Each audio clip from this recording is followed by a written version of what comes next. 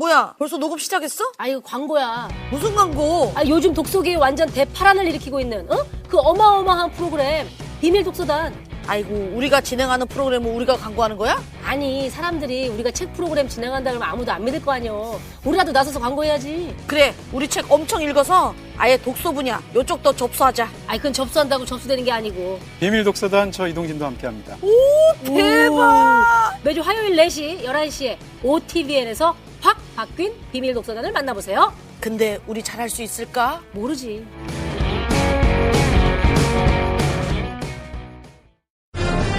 척중? 앱에서 예측하는 주식들이 척중? 요즘 투자자들 사이에 핫하다는 앱이 있었으니 빅데이터 기술로 투자 심리를 분석하는 앱 빅터.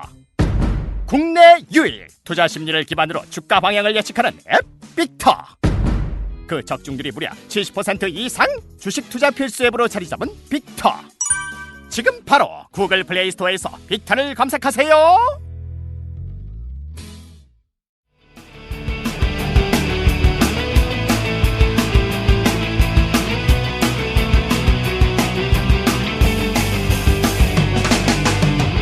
살면서 누구나 한 번쯤은 궁금해하지만 아무도 정확히 알려주지 않는 주제들 선정해서 얕게 한번 파보겠습니다.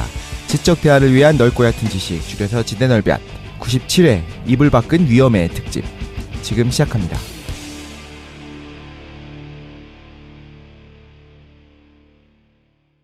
한 주간 잘 보내셨습니까? 오늘은 자기소개로 시작한 날입니다. 저는 신자유주의 미스테리 관심 많은 최 사장입니다. 대자연의 조화와 평화, 인류의 진보에 관심 많은 깡새입니다. 세상의 모든 덕들에 관심이 많은 덕실입니다. 김도인입니다. 점점 짧아져. 명상 김도인. 네, 그래서 오늘 꿈과 잠 그 반응 좋았죠. 에피소드가 끝나고 나서 새로운 에피소드로 돌아왔습니다. 이름하야 이불 밖은 위험의 특집. 이름부터 뭔가 위협적이지 않습니까? 네. 그래서 일반적으로 4회에 걸쳐서 에피소드를 진행하는데 200회 특집이 기다리고 있어요. 어정쩡하게 우리가 3회가 남았기 때문에 3회 안에 이불 밖은 위험의 특집을 끝낼 겁니다. 아, 근데 잠깐만, 이불 밖은 위험해가 무슨 뜻입니까 도대체 이게? 이게 무슨 뜻인지 정말 알겠어요. 그래. 딱 들으면 알잖아. 객관적으로. 문장으로 돼 있잖아요. 문장으로. 네. 이불 밖은 위험하다. 요즘에 유행하는 단어 아닌가요? 사실 저는 이번에 기획회의 할 때 처음 들었어요. 저도 처음 들었어요. 정말? 인터넷이나 이런 걸 잘 안 하니까. 기자분들도 많이 사용하는 용어라고 하던데. 정말요? 내일 뭐 황사가 있고 비바람이 칠 테니까 이불 밖은 위험합니다. 그렇죠. 아, 정말로? 그 우리가 삶을 사는 데 있어서 겉보기에는 평화롭고 행복한 나날들이 연속인 것 같지만 사실 한꺼풀만 뒤집어 까보면은 굉장한 어떤 위협 속에 항상 처해있지 않습니까? 저희가? 그러니까. 예. 그래서 도대체 이걸로 뭐 할 거냐? 뭐가 더 위험한가? 내가 진짜 위험한 걸 알고 있다. 또 시작. 위험한 걸로 한 패트를 한번 떠보려고 저희가 준비를 하고 있습니다. 가상소연을 준비했어요. 정말요? 오, 진짜요? 우리한테도 말 안 하고? 대박.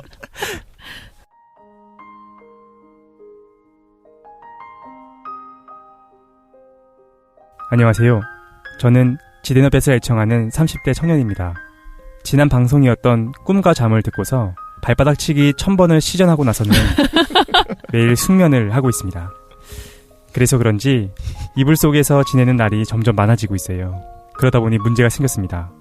따뜻하고 포근한 이불 밖으로 나가는 게 점점 어려워지는 거예요. 밖의 세상은 위험하고 무서운 거 천지인 것 같습니다. 이 어려운 세상을 어떻게 극복해야 할지 모르겠어요. 지대너베 패널분들이 위험한 것들에 대해서 잘 알려주세요. 쌍문동에서 최용만 님이 보내주셨습니다. 아, 요번에 잘 싸웠다고. 네. 네. 아, 예. 제가 개인적으로 좋아하시는 선수인데. 그러니까. 예. 심성도 착하고. 그렇습니다.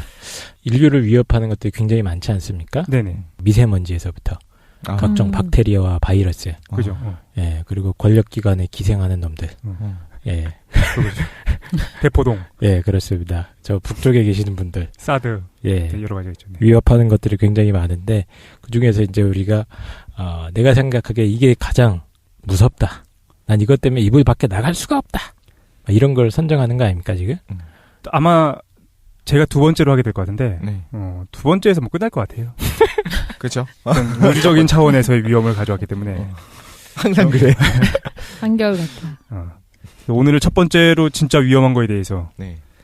저는 자의로 주제를 정하지 않았죠. 이거 해야 된다고. 할당. 다들 하셔가지고. 사실 지진이에요, 지진. 지진을 하기로 했고, 시적절하게 지금 지진들이 좀 많이 일어나고 있어가지고. 그러니까. 목표는 그렇게 했어요. 이번에 지진에 대한 이야기를 하고, 왜 생기는지, 그리고 좀 관련돼서 설명할 것들이 있을 것 같아요. 지진이 생기는 이유를 하기 위해서는 판구조론이라는 걸 하는 걸 알아야 되거든요. 이름만 들어도 딱딱하기 때문에 좀 재미없을 수 있어요.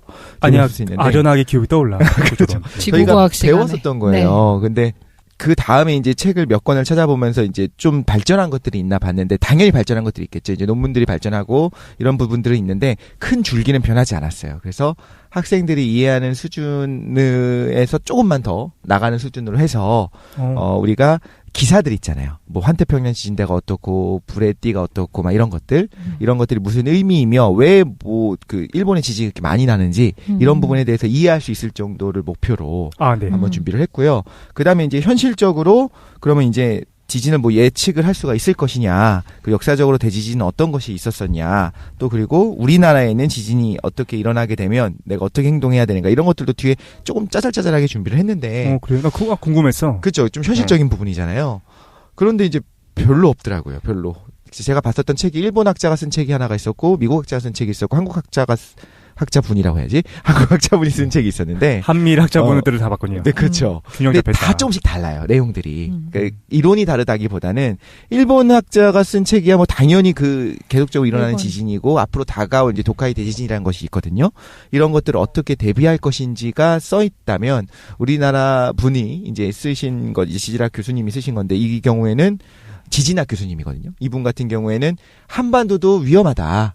한반도도 지진이 지금까지 없다라고 사람들이 생각하고 있고 우리는 안전하다고 생각하는데 네. 그렇지 않고 활성단층이 아래 있다. 계속적으로 주장을 해오셨고 진짜? 네. 빨리 도망가야겠네. 어마어마한 대지진은 아니더라도 이제 지진이 올 수 있다. 어. 라는 것을 이제 그 부분에 이제 책이 초점이 맞춰져 있는 한 거예요. 1000년 안에. 그렇지 않은 것 같아요. 이제 그래요? 얘기를 들어보면. 그 70년대에 또 이제 우리나라에서 지진이 있었거든요. 그래요? 그렇죠. 예, 예. 몰라. 70 몇 년이었나? 8년인가? 8년이었나? 그쯤에 있을 거예요. 홍성 대지진? 홍성 지진, 쪽에서. 대진이라고 하지 않고 피해가 컸었어? 그때 사실 인명 피해는 많지 않았어요. 한 명인가 이렇게 들어가셨는데 진짜 건물이 갈라지고 문제는 내진 설계가 전혀 안 돼 있다는 거죠. 한국 건물들이. 네. 그리고 활성단층이 이제 이따 설명을 드릴 건데 지진이 일어났던 흔적이 이제 활성단층이에요.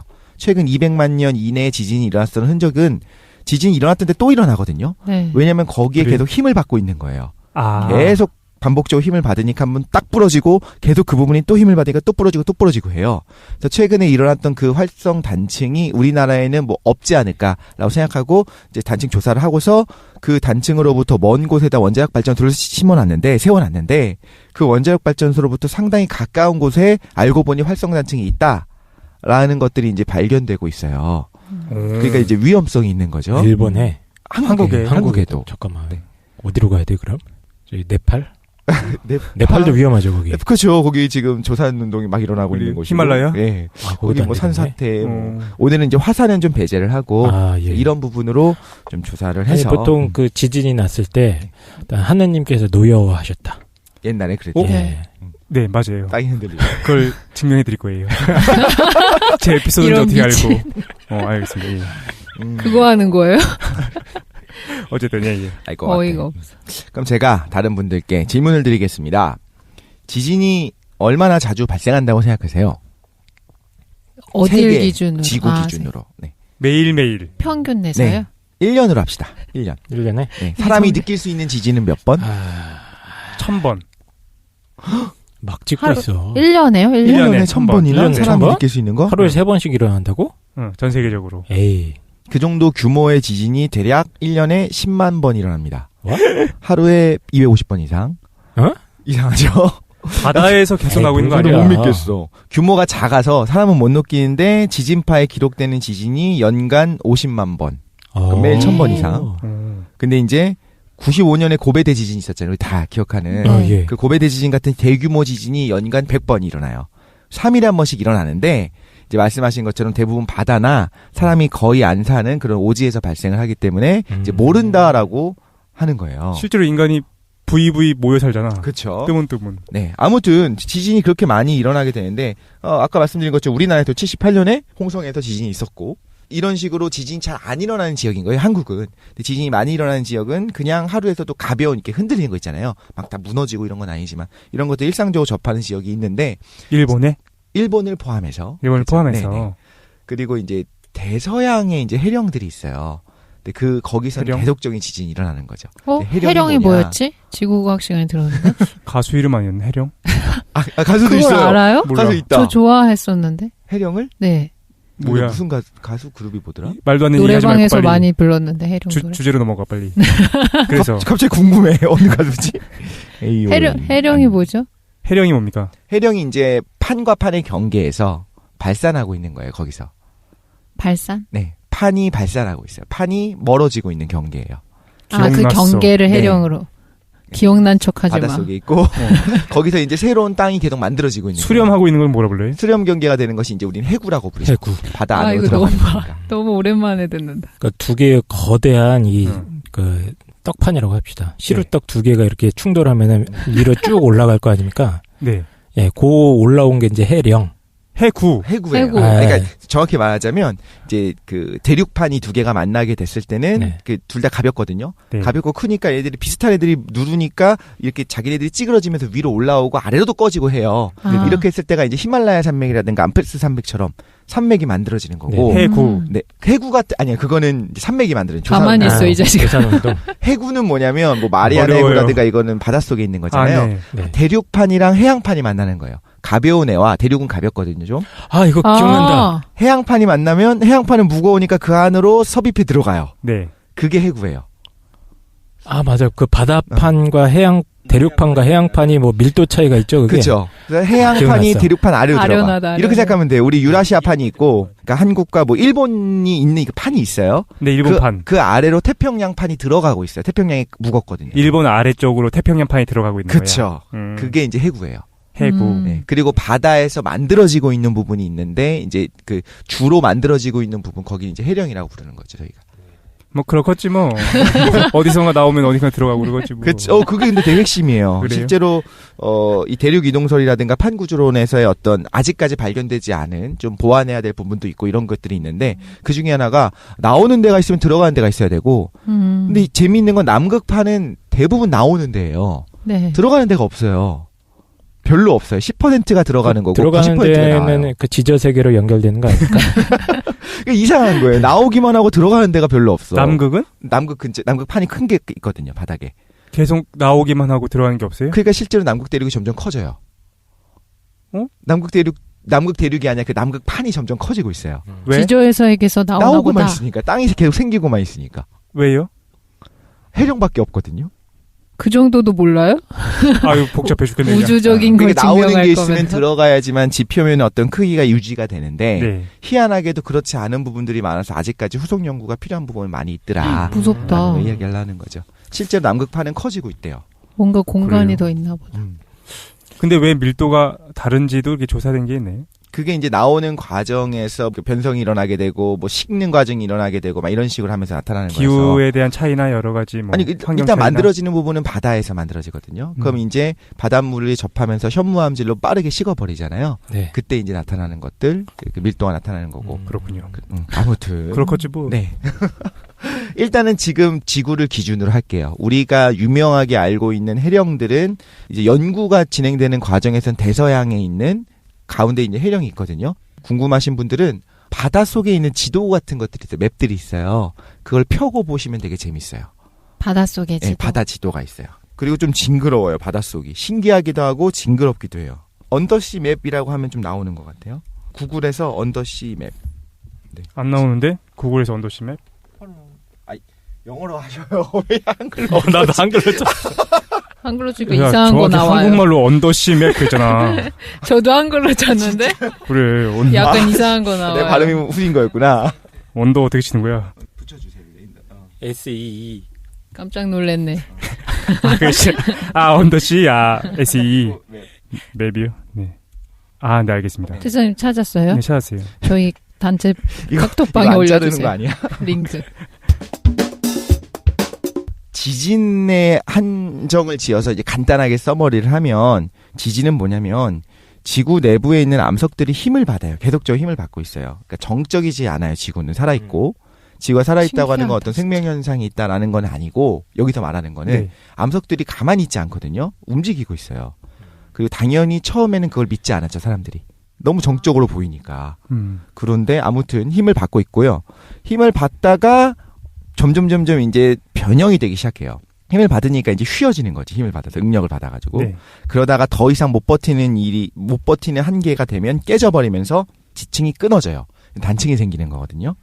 이렇게 생각하면 플라스틱 같은 거 우리가 이제 휘고 있어. 네. 힘으로 휘고 있는데 어느 정도 휠 때까지는 괜찮다가 너무 심하게 플라스틱을 휘게 되면 탁 하고 부러지잖아요. 네. 페트병 같은 건 안 부러지지만 이제 두꺼운 플라스틱은 부러지거든요. 이런 식으로 암석들이 힘을 받다가 깨지게 되면 그 단층이 생기는데 그때의 진동, 우리 부러지는 순간 딱 하고 부러지면서 진동이 막 오잖아요. 그걸 이제 지진이라고 부르는 거죠. 우리가. 그러니까 단층이 생길 때 네. 그 판이 부르르 떨리는. 그쵸. 그 주변에 땅이 흔들리는 건데 이게 되게 정확한 게 네. 예전에는 단층은 알고 있었잖아요. 보이니까. 그래서 지진이 생기면 땅이 흔들리니까 단층이 생길 거야 라고 생각했어요.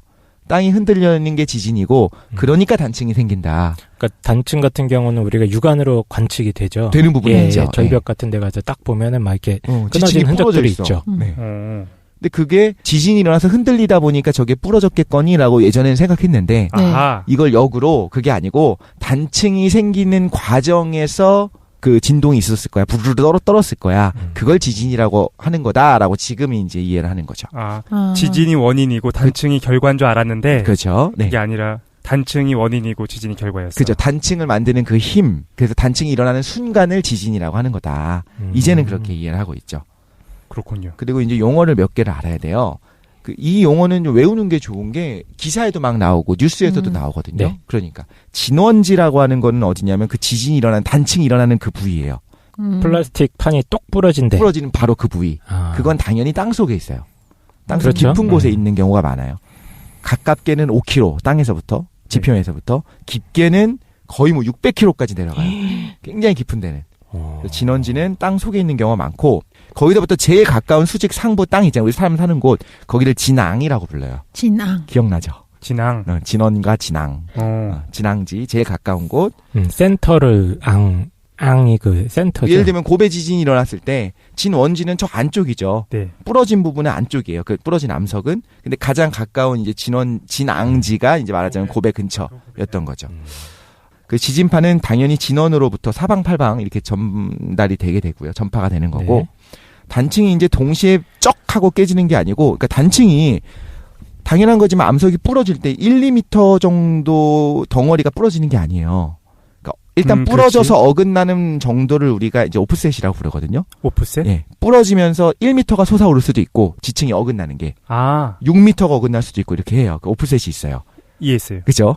근데 그게 그 오프셋이 예를 들면 6m라고 하면 그 부러진 덩어리가 하나, 뭐 1m, 2m가 아닌 거예요. 1km, 2km 정도 되는 덩어리가 한 방에 6m가 확 올라가는 거예요. 몇백 년, 몇천 년, 몇만 년 정도 축적된 힘 때문에 팍 하고 부러지는 거니까. 아, 힘이 그렇게 축적돼야겠구나. 그쵸. 축적돼야지만 부러지는 거죠, 얘가. 탄성이 있으니까. 그래서 이제 동시에 깨지지는 않고 길게는 거의 뭐 100km가 넘는 어떤 그런 지진도 일어나요. 그러니까 엄청난 대지진이 일어나는 거죠. 아, 네. 그렇게 단층이 동시에 빡 하고 깨지지 않고 이제 진원에서 먼저 딱 제일 부러지는 부분이 있을 거 아니에요. 거기서부터 시작해서 단층 면을 따라서 쫙 퍼져나갑니다. 지진파가? 네. 플라스틱 같은 경우에는 작으니까 한 방에 딱 하고 부러지는데 실제로 보니까 100kg짜리 100km짜리 플라스틱이 있다고 생각을 하면 오케이. 동시에 부러지는 건 아닐 거 아니에요. 쫙쫙쫙쫙 한 부분이 딱 부러지면서 쫙 퍼져 나가잖아요. 맞아요. 영화에서 뭐 주인공 이렇게 도망갈 때 뒤에서 땅이 계속 짜자자작 갈라지고 비슷한 속도로 와. 네. 뛰는 거보다 조금 빠르게 와. 네. 그리고 꼭 주인공은 꼭 그 갈라지는데 사이를 걸어가. 막 뛰어가지고. 맞아. 네네. 옆으로 피하면 옆으로. 되는데. 그리고 옆으로 건너뛰기도 하잖아요. 그렇군요. 제가 어렸을 적 본 만화 영화에서는 땅이 갈라진 다음에 그 땅 속에서 괴수가 튀어나옵니다. 그런 것도 있어요. 그런 그것도 것도 다음 있었어요. 에피소드에 나옵니다. 그것도 현실인가요? 다음 에피소드 놀래. 도대체 뭐야? 그래서 이제 그게 S파 속도의 70에서 90% 정도로 진행을 하는데 이제 S파가 뭔지도 설명을 드릴게요. 기억나실 거예요. P파, S파. 아, 아련하다. 진짜 아련합니다. 지금 뭐까지 기억했어요? 진원지, 진앙. 그리고 어떻게 깨지는지. 네. 깨지는 게 퍼져 나가게 된다. 지진이 일어날 때. 그래서 이제 응력으로 인해서 진원주위에 축적된 변형이 소멸할 때까지. 그러니까 계속적으로 변형이 있었잖아요. 힘을 주갖고 휘고 있었으니까. 네. 그게 이제 해소될 때까지 쫙 깨져 나가는 거예요. 갈라져 나가고 파열이. 그다음에 이제 지진파가 도착하는 순서대로 이 흔들림이 전달되잖아요. 네. 이제 P파, S파, 표면파 이렇게 순서대로 도착을 해요. 피파, 에스파, 표면. 근데 이름은 되게 쉬워요. P파는 그냥 프라이머리예요. 아. 먼저 왔으니까. S는 세컨더리예요. 두 번째로 왔으니까. P파, 아, 그래요? S파가 되는 거고. 이름은 그렇게 붙였어요. 아. 그리고 뭐 이제 구조적으로 뭐 이런 거 들었을 거예요. P파는 피파. P파는 종파고 S파는 횡파고 막 이런 식으로 배웠었는데 예, 맞아요. 그거는 이제 배운 거니까 이제 안다고 생각하고 넘어갈게요. 그게 크게 중요하진 않거든요. 다 알죠, 저희도 뭐. 사실 정말? P파는 종파고 S파는 횡파이다. 그리고 P파가 빠르다. 네. 뭐 이렇게 대략 외워서 6km. 문제를 풀었던 것 같습니다. 맞아요, 그랬었어요. 무슨 뜻인지 모르고. 오. 그리고 피해가 큰 거는 S파다. S파가 더 옆으로 횡으로 흔들리기 때문에 네. 건물이 훨씬 더 취약하죠. P파는 응축됐다가 펴졌다가 하면서 퍼지는 거예요. 소리처럼. 압축됐다가 얘가 벌어졌다가 압축됐다 벌어졌다 그러면서 전달되는 거고. 그게 피파고. 네. S파는 흔들려요. 옆으로. 네. 그리고 이거 배웠을걸요? S파는 액체를 통과하지 못한다. 맞아. 그래서 외핵이 액체라고 하는 것들을 S파를 가지고 알아냈다. 지진파를 가지고 제가 알아냈다. 이 저걸 지대너비앗 배웠다고? 지대너비앗을 하면서 학창 시절에 향수가 떠오르긴 처음이네 이게. 넌 지구과학을 안 배웠나? 우리 때는 필수였어요. 아니야, 어렴풋이 과학 배웠어요, 내가 다. 뭐. 배웠어요. 네. 그래요? 저건 정말 맞아요. 생각나는데. 이거 들으면 알아. 모호로 비치치 불연속면. 예? 네. 처음 들어봐요? 모호면? 호로? 아니야. 모호로. 문과에서는 안 배운 것 같아. 모호로 비치치 자, 이런 문과들이. 것들은 그럼 좀 건너뛸게요. 이게 예. 이거를 다 문과들이 이해시켜 드리는 것도 뭐 설명 한번 해보세요. 예. 재미가 없을까 봐. 아니 학창 시절에 지금 향수가 그렇구나. 새록새록 많이 안 떠올라. 떠오르고 계실 거예요. S파가 이제 두 번째로 도착을 해요. 그래서 속도가 살짝 느리고 걔보다는. 근데 옆으로 흔들리기 때문에 건물이 당연하겠지만 옆으로 흔들면 무너지기 쉽잖아요. 네. 그리고 이제 L파라고 하는 표면파가 도착을 하게 되죠. 표면파는 L파예요? 네, L파라고 부르게 되고. 그럼 지진파 얘기 나온 김에 조금만 더 할게요. 네. 이게 밑에서부터 올라오는 거죠. 저 그쵸, 평행으로 지금 진행하는 걸로 생각하고 있었어요. 그렇죠. 일단은 아래서부터 위로 올라와서 얘가 네, 어떻게 네. 되냐면 되게 중요한 핵심 질문인데 P파와 S파는 표면에 닿으면 반사돼서 다시 아래로 들어가요. 이게 쭉 나오다가 반사돼서 아래로 들어가는 거예요. 똑같아. 그 빛이 반사되듯이 네. 표면에 닿으면 다시 아래로 반사돼 들어가요. 오케이. 그게 P파, S파예요. 그러니까 지구 내부의 모양을 보는데 유용한 거죠. 그럼 혹시 여진이라는 거는 그 들어갈 때 미세하게 올라오는 그것도 그건 있지만 아니에요? 그 아까 단층이 일어났었던 부분들이 동시다발적 한 번에 탁 하고 끝나는 게 아니니까 또 조금씩 움직이는 것도 있고. 그렇죠. 여진이라고 신비롭다. 하는 게 이 P파와 S파 한 번 충격으로 발생한 게 지구를 한 바퀴 돌아서 다시 왔을 때 그때 정도 되면은 이제 지진계에는 기록이 되지만 한 바퀴 돈게 사람이 느낄 정도는 또 아니게 되니까.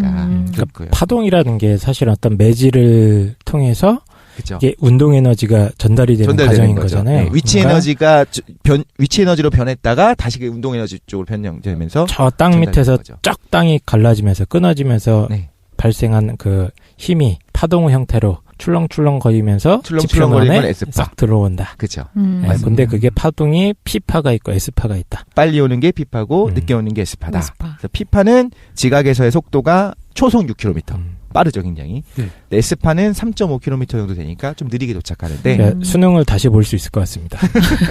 안 돼요. 못 볼 것 같습니다. 나 기억이 하도 안 나요. 그 S파는 뭐 그런 얘기들을 해요. 액체를 통과하지 못한다. 그런데 이제 S파가 도달하지 못하는 음영 지역이 있어요. 예를 들면 지구 저 위쪽에서 일본에서 지진이 발생했다. 근데 그게 이제 지구 전체적으로 아래쪽 멘트를 통해서 지구 반대쪽까지 가야 될 거 아니에요.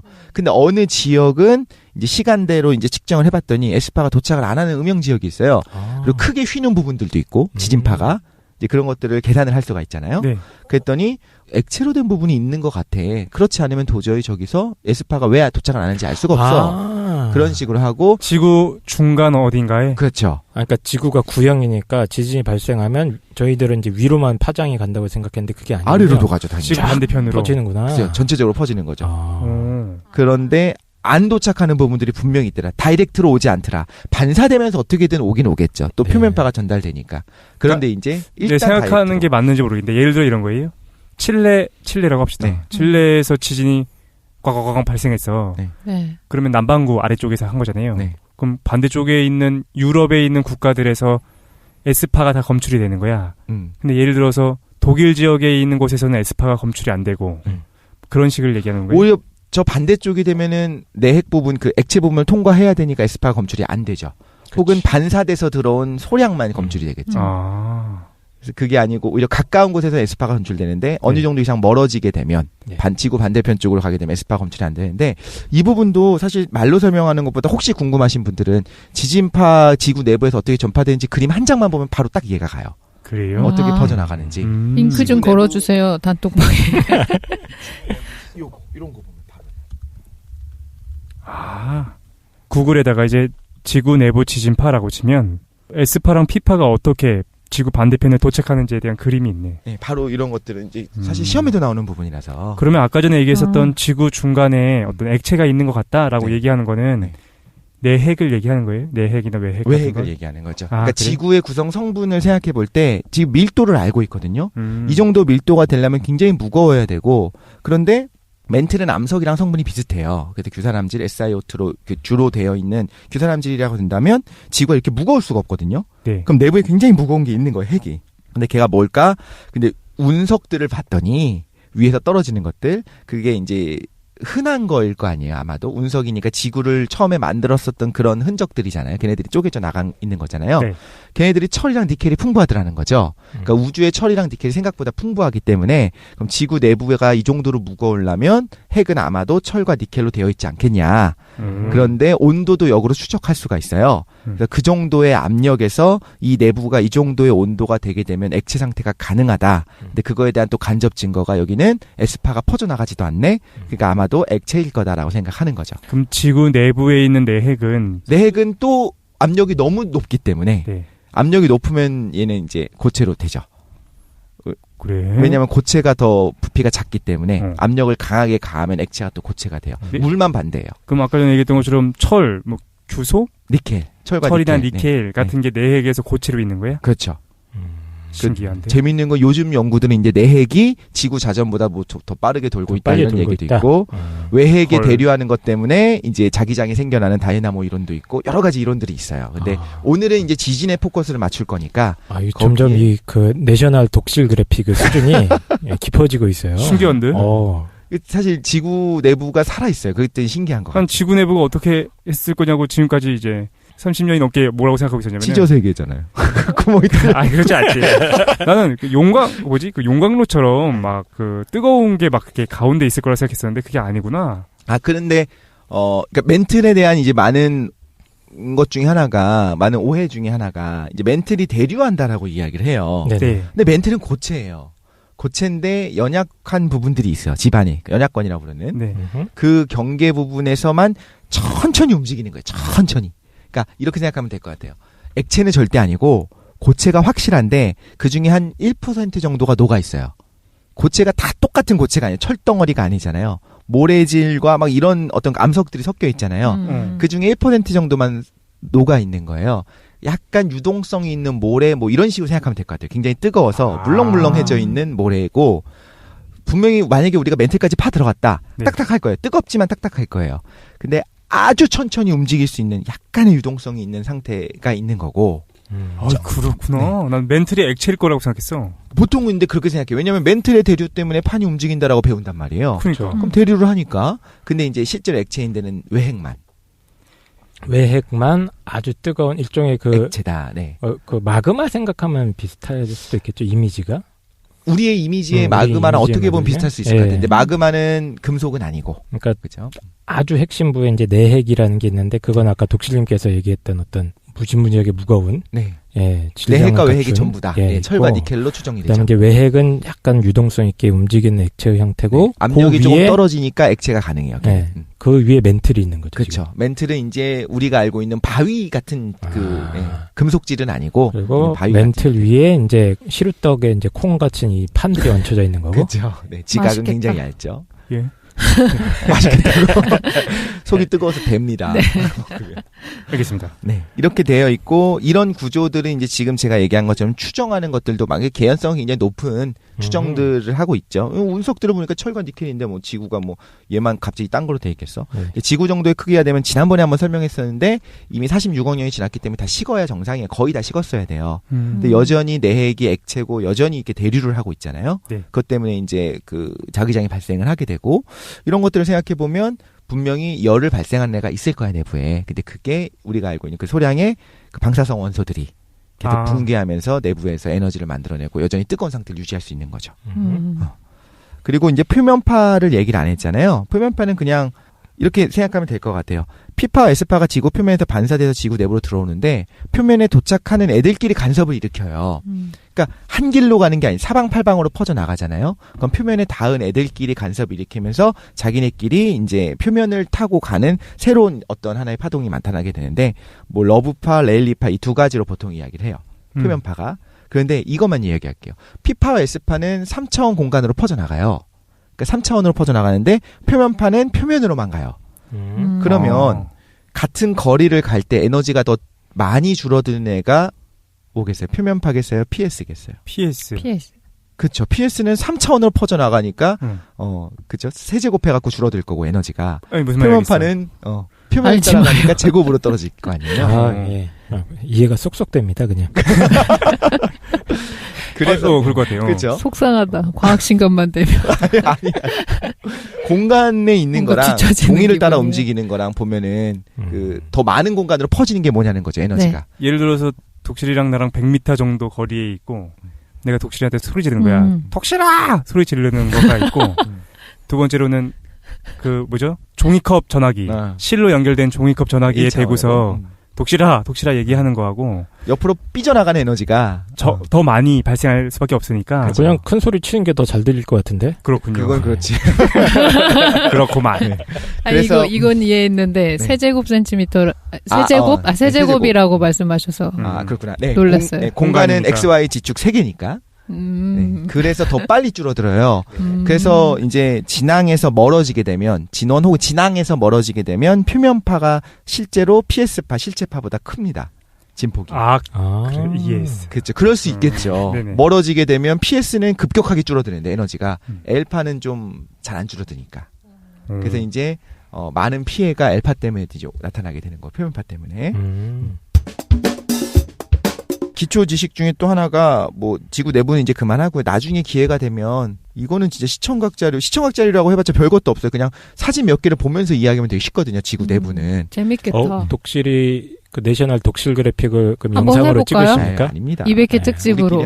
잠깐만요. 양자역학에서부터 이기론이나 준비하시지. 그러니까. 양자역학에서부터 할 게 저거 많아가지고. 편집해주세요. 이기론이나 준비하시죠. 저거 삐. 이기론?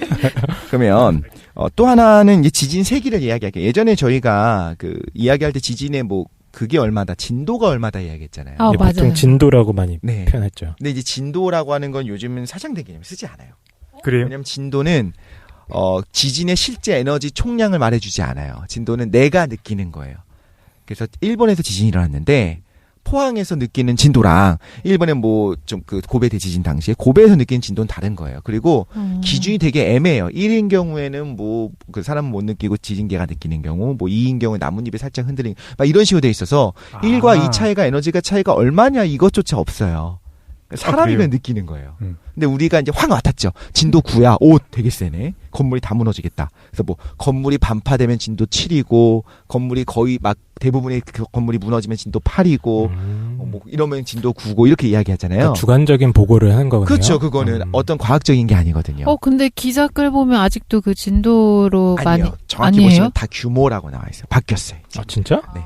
규모. 네. 이제는 그래서 규모, 매그니튜드 뭐 이런 식으로 이렇게 바뀌어 있어요. 그래요? 규모의 단위는 뭐예요? 그것도 5, 6, 7 이렇게 나가요? 그렇게 나가요. 네, 비슷한데 이제 숫자로는 나왔던 것 같아요. 그 로그 스케일로 만들어 갖고 예? 로그를 네? 배웠나? 로그 배우셨어요? 로그 배웠어요. 야, 진짜 그쵸? 너무 무시하는 거 수원에서. 아니야? 그죠?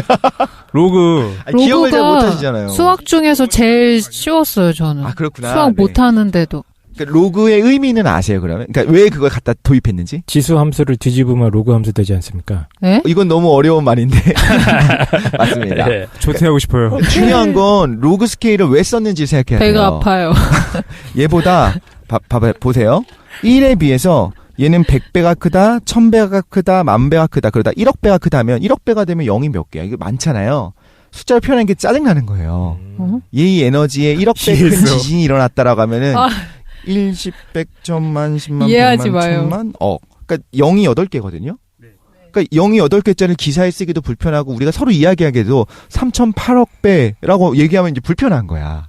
공이 몇 개인지를 표현하는 게 더 빠르구나. 짜증나죠. 그렇죠. 그래서 이제 로그 스케일을 쓰게 되면 이제 상용 로그를 쓰게 되면 어떻게 할 수 있냐면 1000억 배라고 말할 상용 필요 로그. 없이 8이라고 하면 돼요. 그냥 진도 8이다라고 해버리면 돼요. 그러면 진도 7하고 진도 8하고 차이가 10배 나는 거예요? 사실 여기서는 규모인데. 아, 규모. 근데 여기서는 이제 그래서 로그 스케일을 쓴 거고 그게 아니면 이제 그래프를 쓸 때 X축이 너무 커지니까 Y축이 너무 커지니까 압축시켜 놓은 거예요. 눈금 하나당 앞에 눈금에 10배씩으로 만들어 놓은 게 로그 스케일인 거예요. 상용 로그. 이해할 것만 같아. 그죠? 이해할 것 같아. 근데 문제는 못 풀 것 같아. 이해하지 마. 수능 로그 문제는 못 풀 것 같아. 로그 계산하는 방법을 배우는 것도 중요한데 제 생각엔 로그라고 하는 걸 왜 도입했는지가 더 중요한 것 같거든요. 개념. 네. 그래서 100배, 1000배, 10,000배, 10,000만 배 이렇게 커지게 될 때는 그걸 훨씬 숫자를 간단하게 쓰기 위해서 로그를 사용한 거고 이 규모에서는 1 차이가 32배 차이가 나요. 10배 차이가 아니고 상용 로그는 10배 차이 나는데 네. 규모는 1 차이가 32배. 아. 그럼 이렇게 외우시면 돼요. 규모가 2 차이가 나는 건 대략 1000배예요. 왜요? 32의 32 제곱이라서. 곱하기 32. 대략 1000이에요. 1024? 뭐 엄청난 진리를 발견한 것 같은 표정을 짓고 계세요. 난 당연히 이거 해봐. 말을 64라고 생각하셨죠? 예, 64라고 32배 또 거기서 32배니까 32배. 32에 제곱해서 약 1000배. 1000배가 돼요. 예. 예. 그러면 이렇게 생각하면 될 것 같아요. 우리가 볼 때는 둘 다 센 것 같아요. 규모가 7짜리 지진이랑 규모가 9짜리 지진은 2 차이 나잖아요. 실제로 위력의 차이, 그 물리학적인 에너지의 차이는 1000배 차이가 난 거예요. 그런데 지금까지 우리가 관측 역사상 최고의 강했던 지진이 이제 칠레 지진이었거든요. 1960년대. 네. 그때 지진의 규모가 9.5였어요. 9.5. 이번에 후쿠시마 원전 있었었던 그 사고가 났었던 동일본 대지진은 9.0. 굉장히 컸어요. 근데 그때 칠레 지진의 경우에는 히로시마에 떨어졌던 그 원자폭탄의 2만 배 이상의 에너지가 거기서 나왔었고 그게 20세기 이래 시작된 지구에서 방출된 모든 지진이 있었을 거 아니에요. 지금 뭐 후쿠시마 에너지를 그 지진을 포함한 모든 에너지의 4분의 1을 차지해요. 그러니까 엄청났어요. 60년에 있었던 칠레 대지진은. 그리고 그 지진이 정말 보잘것없는 에너지부터 시작해서 그럼 인간은 못 느끼겠죠. 정말 이런 역대급의 대재앙까지 있기 때문에 몇 배다가 불편하니까 우리가 규모를 사용한다. 규모는 로그 스케일로 되어 있고 규모 2 차이가 1000배다. 이렇게만 알면은 좀 그러니까 리히터 규모 뭐 할 때 네. 그게 이거죠 지금. 그죠, 리히터 규모. 근데 요즘은 이제 학술적으로는 이제 모멘트 규모라고 사용을 하거든요. 요거는 이제 수학적으로 들어가니까 좀 불편하니까. 그냥 아. 규모로 네, 규모. 바뀌었다. 요즘 진도 안 나오는 쓴다. 규모는 모멘트 규모. 네, 생각하시면 될 것 같습니다. 옛날에 다 리히터 규모라고 했었어요. 진도는 주관적인데 규모는 좀 객관적인. 그렇죠. 객관적인 거죠. 그러니까 규모가 크지만 9.0짜리 규모의 어떤 지진이 일어났지만 우리가 서울에선 거의 못 느끼는 거죠. 근데 규모가 6짜리 지진이 일어났지만 바로 내가 지난 앙지에 있었다면 크게 느낄 것이고. 그렇죠. 지진에 대한 기본적인 내용들은 여기까지였어요. 그냥 이론적인 내용 이 정도로 하고 그러면 사실 우리가 드는 질문은 요거예요. 그럼 암석이 힘을 받아서 깨지는 거, 깨질 때 단층이 발생하게 되고 그 과정에서 땅이 흔들리는데 그걸 지진이라 부른다. 여기까지 이해를 했어. 그럼 뭐가 도대체 지구를 그 암석에게 힘을 주는가가 이제 궁금한 거예요. 아까 전에 그 해령. 그죠. 그거 설명 안 한 거지. 그러니까 그게 아직 안- 앞부분에서 너무 들어가. 네. 그렇군요. 그거를 설명하기 위해서는 판구조론, 우리가 지금 판구조론으로 되어 있는 지구 위에 있다라는 것을 설명을 드려야 되고 네. 네. 그걸 하기 위해서는 또 대륙이동설이라고 하는 게 어떻게 나타나는지를 알면 이게 재밌어요. 아, 그래서 이걸 설명을 해드리려고 합니다. 자, 그러면 판구조론에서 앞부분을 먼저 하겠습니다. 네. 판구조론은 아까 깡 선생님이 좀 설명을 잘 해주셨어요. 그 머릿속으로 좀 생각하고 들으면 좋을 것 같아요. 시루떡이요? 시루떡보다는 어떻게 생각할 수 있냐면 머리 온통 떡 생각밖에. 멘틀이 밥을 먹어. 우리가 볼 때는 암석이 맞아요. 네. 근데 이제 지구적인 스케일로 봤을 때는 천천히지만 움직이고 있어요. 대류를 할 수가 있어요. 그렇게 생각하면 굉장히 긴 시간 동안 몇만 년 이상 어떤 몇 억 년의 스케일로 보게 되면 멘틀이 움직이고 있고 그 위에 식어 있는 껍데기 지각 부분 굉장히 얇은 지각이 떠다니는 거예요. 그럼 우리는 이렇게 생각할 수 있을 것 같아요. 물에다가 얼음을 좀 넣는데 표면을 꽉 채울 정도의 얼음을 넣으면 될 것 같아요. 오케이. 네. 그리고 떠 있잖아요. 그리고 안에 물이 이제 움직이게 되면 그 위에 있는 얼음들이 막 서로 막 부딪히면서 움직이겠죠. 이런 식으로. 근데 이제 거대한 얼음 덩어리들이 있고 지각들이 완전히 그냥 얼음처럼 쪼개져 있는 게 한 덩어리로 움직이잖아요. 그래서 그런 것들을 판이라고 부른다. 이게 판 구조론이에요. 근데 당연하겠지만 19세기 초반만 해도 이게 안 받아들여졌어요. 근데 이제 상하 운동을 하는 건 알고 있었거든요. 상하 운동? 뭐가요? 네. 땅이 상하로 움직이는 건 알고 있었어요. 괴테도 알고 있었다고 해요. 왜? 괴테가 이제 알프스를 지나가다 보니까 알프스에 이제 그 화석들이 있는데 물고기 화석도 있고 조개화석도 있고 막 한 거예요. 그럼 여기는 언젠가는 바닷속이었겠구나. 그럼 얘가 솟아오른 거야. 융기까지는 이제 이해를 했어요. 뭐 때문에 융기가 생겼는지에 대해서는 이렇게 생각하고 있어요. 사람들이. 신의 섭리. 그것도 그치. 뭐 화산 때문일 수도 있고. 올라와라. 근데 이따가 약 먹었어요? 알겠습니다. 근데 지구가 옛날에는 훨씬 뜨거웠다고 생각했죠, 당연히. 뜨거운 게 식어가는 거였어요. 근데 식어가는 과정에서 이제 물도 빠지게 되고 물기가 이제 날아가니까 증발하니까 그러면서 이제 표면이 쭈글쭈글쭈글하게 이제 응축할 거라고 생각을 했어요. 되게 정합성 있는 설명이죠. 사과가 말라가게 되면 껍질이 쭈글쭈글해지잖아요. 그 지구도 식어가면서 쭈글쭈글해질 거라 생각한 거예요. 아, 대륙 이동설은 모르고 일단은 네. 뜨거웠을 테니까 식을 네. 거라는 건 알고 있었겠죠. 식으면 지각이 쭈글쭈글해질 거고. 그럼 그게 산맥이다. 산들이 막 나타나는 게 그거다. 정합적인데? 그죠. 그렇게 생각을 했어요. 그러니까 정확한 설명은 몰랐지만 그러지 않았을까 생각합니다. 대륙이 설마 그 커다란 덩어리가 움직일 거라고 생각을 못하니까. 근데 거기에 반기를 들었던 사람이 이제 베게너죠. 베게너가 대륙 이동설을 이야기하기 위해서 뭘 생각했냐면 그럼 산맥들이 지구 표면에 균일해야 되거든요. 그렇지. 동시에 쪼글쪼글해진 그죠. 거면. 예, 전체적으로. 근데 정말 거대한 평화 덩어리가 있고 산맥은 꼭 쫙 따라 나타나는 거예요. 산맥 덩어리들이 있는 데가 있어. 히말라야 신기하고 알프스도 그 부분만 이렇게 쭈글쭈글해.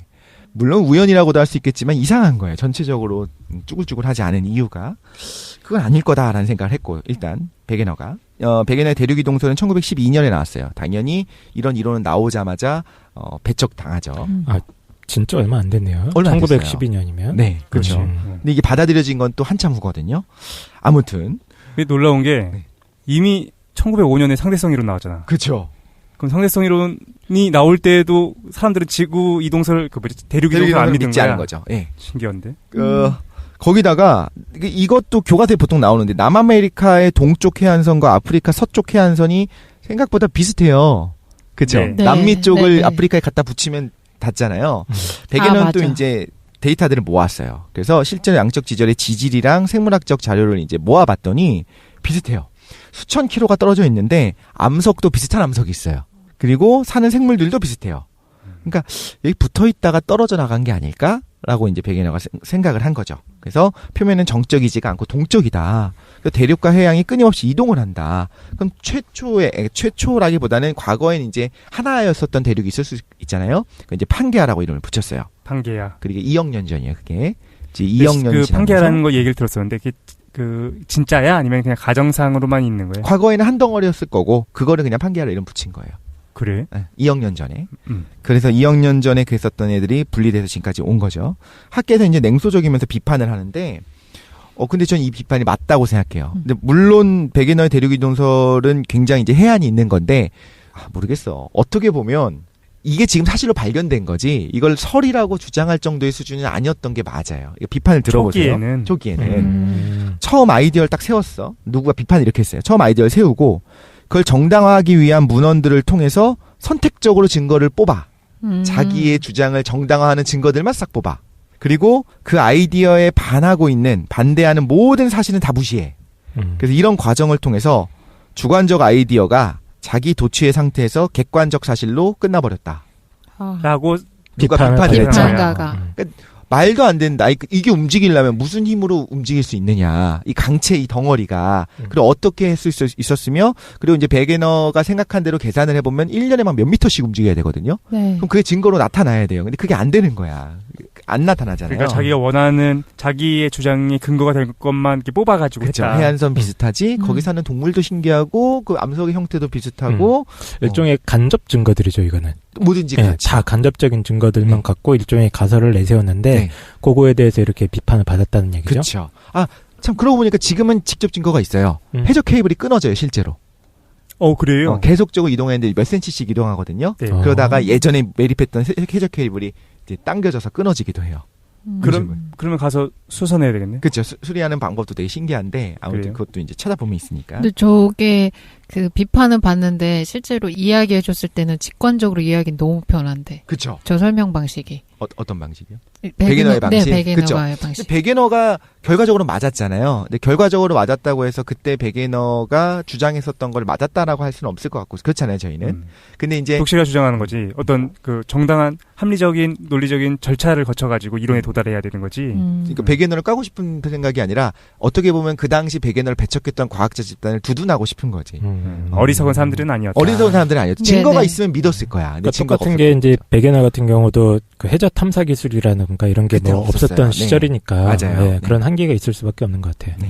그렇죠. 그러니까 답이 맞았다고 해서 뭐 네. 항상 그게 다 옳은 건 아니죠. 근데 이것도 논란이 될 수 있는데 예전에 저 그거 하지 않았었어요? 천동설, 지동설 얘기할 때도 조금 비슷하게 얘기했잖아요. 그렇지 비슷한 논리로 얘기했었죠. 아무튼 그러다가 이제 증거들이 발견되기 시작합니다. 뭐냐면 그 일본 해구 근처에서 거기서는 진원의 깊이가 얕아요. 이제 진원이 뭔지 아시겠죠? 지진이 일어나는 걸 조사를 해봤더니 해구 근처에서는 얕아요. 그런데 저기 멀리 떨어진 1000km 정도가 떨어진 만주에서는 650km 상당히 깊은 곳에서 지진이 일어나더라는 거예요. 그리고 그게 각도가 일정해요. 자, 이것도 그림을 보면 좀 쉬운데. 이해했어. 자꾸 이해하지 마. 일본 그걸 하지 마. 기분 근처에서는 나빠. 깊이가 뭐 10km 정도인 데서 지진이 일어났는데 일본으로부터 500km 떨어진 곳에서는 안쪽으로 이제 그 당시 그 만주 쪽으로 이제 쭉 평행선을 달릴 때 중간 부분 동해에서는 지하 300km 1000km 떨어지니까 600km. 이런 식으로 점점 깊어지는 거예요. 지진이 일어나는 부분이. 이게 어떤 증거가 되냐면 어떤 느낌으로 다가오냐면 대륙 아래로 해양판이 들어가고 있는 거예요. 그렇게 느껴질 수밖에 그리고 없지. 그리고 경계 부분에서 하면서 이게 긁히면서 들어갈 거 아니에요. 그러니까 그 경계는 점점 깊어지는 거예요. 여러분 이제 손으로 이 모양을 해보시면 되는데 예? 손으로요? 손으로 대륙이 있고 그 아래로 해양을 파고드는 것처럼 모양을 만드시면 각도가 손날의 각도가 나타나잖아요. 그럼 이제 점점 깊어지는 거예요. 자, 이게 일종의 하나의 간접 증거였어요. 그래서 뭐라고 생각을 했냐면 이걸 가지고 이거 일본 학자분이 와다치라고 하는 학자분이 처음에 이제 이거를 알고 나서 뭔가 이게 파고드는 것 같다. 해양판이 파고드는 게 아니면 이렇게 일정한 각도로 내려갈 리가 없다 생각을 했죠. 이 베게너가 발견한 건 아니고. 그렇죠. 네. 이제 베게너는 이론을 세웠고 가설을 세웠고 그거에 대한 증거들이 발견되는 거예요. 또 뉴질랜드, 사모아 사이에 이제 유명한 이제 통가 해구가 있어요. 거기서도 통가 열도를 통과해서 피지를 향해서 피지섬 있는데 그쪽을 향해서 45도 각도로 기울어지는 지진대를 또 발견했어요. 통가선 근처 그 해구 근처에서는 얕고 거기서 멀어질수록 깊어지더라. 진원이 점점. 네, 진원이 깊어지는데 그게 각도가 일정하더라. 그 일정한 각도로 아래로 슬라이스해서 들어가는 것처럼 보이는 거예요. 자, 이거는 그 유명한 이제 베니오프라고 하는 캘리포니아 공대였나? 거기 교수님이 이제 발견합니다. 유명하신 분인가요? 네, 베니오프 지진대는 이제 배우기도 하니까 이건 40년대예요. 그러니까 일본 학자가 20년대 발견해서 좀 빠르긴 했어. 그러니까 그 독실이가 방바닥에 누워 있는데 네. 내가 그 등 밑에다가 손을 쭉 붙여넣는 거야. 맞아. 근데 땅을 뚫고 집어넣는 거야. 그러면 독실이가 느낄 때는 점점 몸쪽 안쪽으로 들어오면 올수록 진원지가 깊어지는구나. 그렇죠. 네네. 위에서 흔들림은 느껴지는 거죠. 그렇게. 근데 이제 여기서 들어온다고 하지만 이 과정에서 뚝 하고 들어갔다가 또 서 있다가 이제 계속적으로 들어가려는 힘이 생기니까 한번 뚝 하고 들어갔다 이게 점차적으로 들어가겠죠. 이 과정에서 뚝 하고 들어갈 때가 지진이 나는 거예요. 뚝뚝뚝뚝 하면서. 그러니까 독실이가 굉장히 그 무겁고 육중하지 않습니까? 한 그 번에 못 밑에 들어가. 제가 지금 손을 넣고 있는 거예요, 자꾸. 땅속 잘 안 들어가. 안 들어가. 그래서 윤활유를 받은 게 빡빡하다가 아니니까. 제가 손톱 같은 게 찍힐 거 아닙니까? 독실이 쪽에. 그러면 일부가 탁 이렇게 손가락이 굽어진다거나 뭐 이러면서 이제 손가락이 부러진다거나 계속 때? 힘을 주다 보면 어느 순간 쓱 하고 들어갈 거고 그러다가 계속 힘을 주다 보면 몇 년에 한 번씩 또 쓱 하고 미끄러 들어갈 거고 이 과정이 지진이 탁탁탁 나타나는 거예요. 근데 가까운 지진, 뭐 천발 지진, 깊숙한 곳에 신발 지진 이런 거에 분포를 조사해 보니까 희한하게도 그 각도가 일정한 45도에서 40도 정도가 되더라. 그러니까 해안가를 중심으로 네. 일정한 그 패턴이 나타나더라는 거죠. 해구 근처에. 네. 그래서 이제 베니호프가 54년이에요. 아까 12년이었고 54년에 이제 굉장히 중요한 논문을 발표를 해요.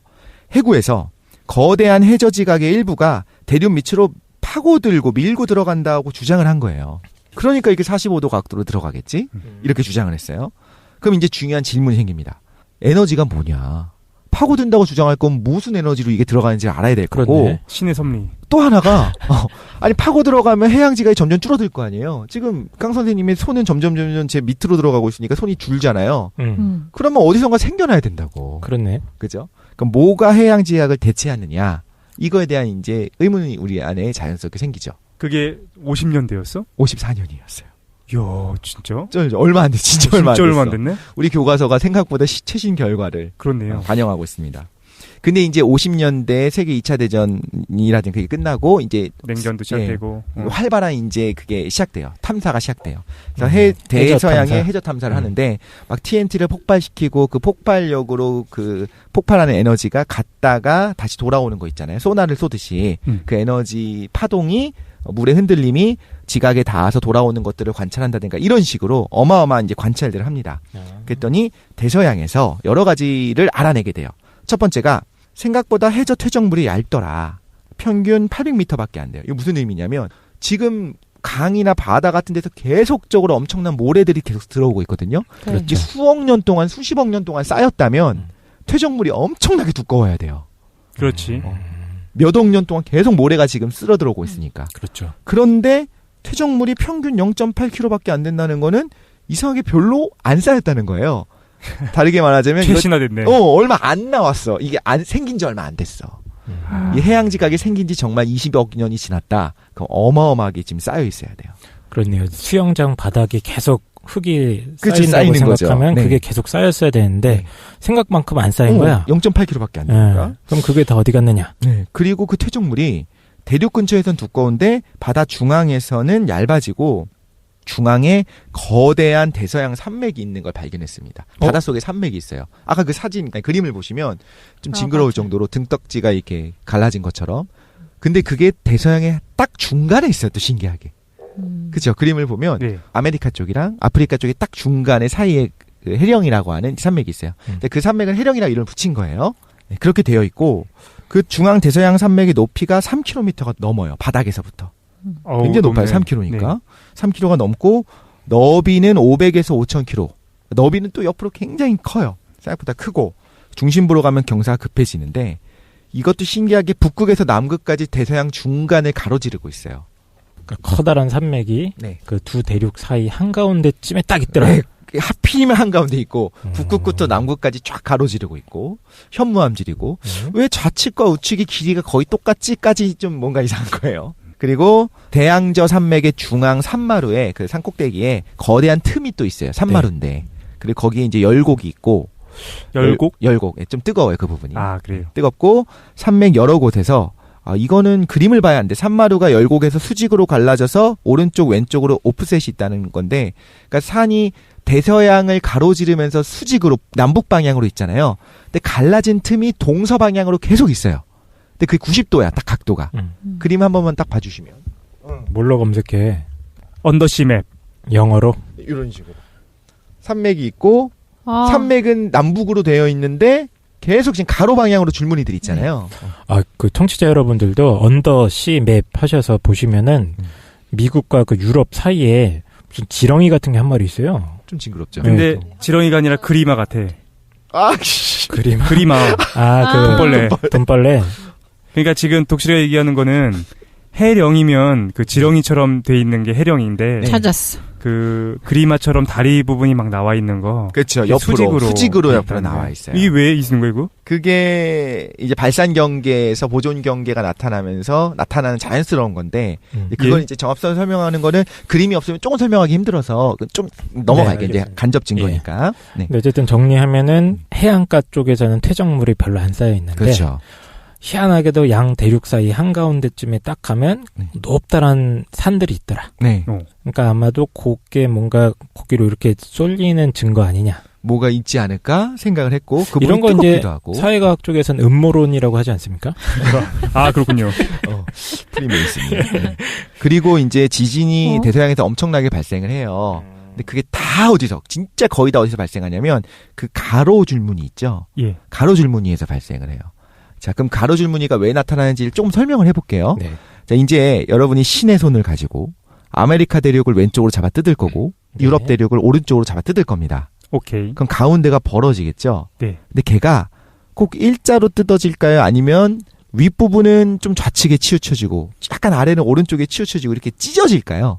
지그재그로. 아, 그치, 종이를 찢을 찢는 때 것처럼. 한가운데가 싹 찢어지는 것이 아니라 약간 지그재그로 찢어질 수가 네. 있어요. 네. 그죠? 그럼 지그재그로 찢었다고 하면 그 지그재그 부분의 중간 부분은 어떻게 될 거냐면 직선 부분으로 나타나는 거예요. 오케이. 알았다. 그러면 보세요. 야, 직선 이제 두 개를 아셨죠? 그러면 이제 종이가 한가운데가 찢어지는 게 아니라 위에서부터 삐뚤삐뚤삐뚤. 위에서부터는 좀 왼쪽에 치우쳐져 있고 오른쪽은 아래쪽에 치우쳐져 있어요. 네. 그럼 보세요. 이제 수직으로 이제 금이 가 있어요. 그 금에서 어떻게 땅이 움직이는지를 보시면 돼요.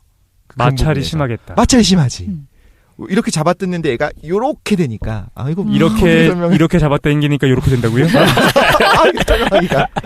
설명 네. 잘한다. 빵 같은 걸 잡아 뜯는다고 생각하면 되겠네. 네, 빵, 식빵 같은 걸 갖다가 양쪽으로 쫙 잡아 뜯으면은 당연히 지그재그 형태로 찢어지는데 찢어지면서 그 지그재그 부분이 마찰이 쭈쭈 서로 마찰이 생기는 거죠. 근데 여기는 아까 두 가지 경계를 말씀드렸어요.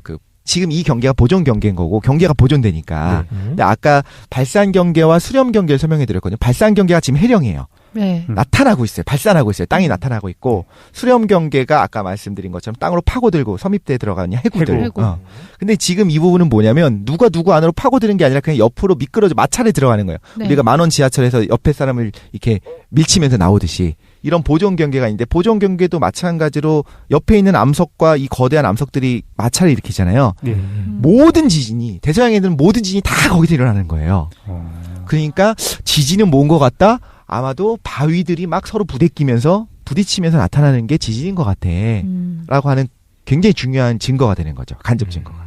결론적으로 말씀드리면 이 가운데 있는 이 산맥이 해령이라는 거죠. 그렇죠. 지금. 나타나고 거기 있는 거예요. 안에서 일종의 컨베이어 벨트 같은 게 맞습니다. 계속 네. 솟아나고 있다고 생각하시면 될 것 네. 같아요. 땅이 새로 만들어진 거고 그럼 네. 가장 세핑 브랜뉴 땅이 어디냐면 해령. 거기가 해령 근처인 거죠.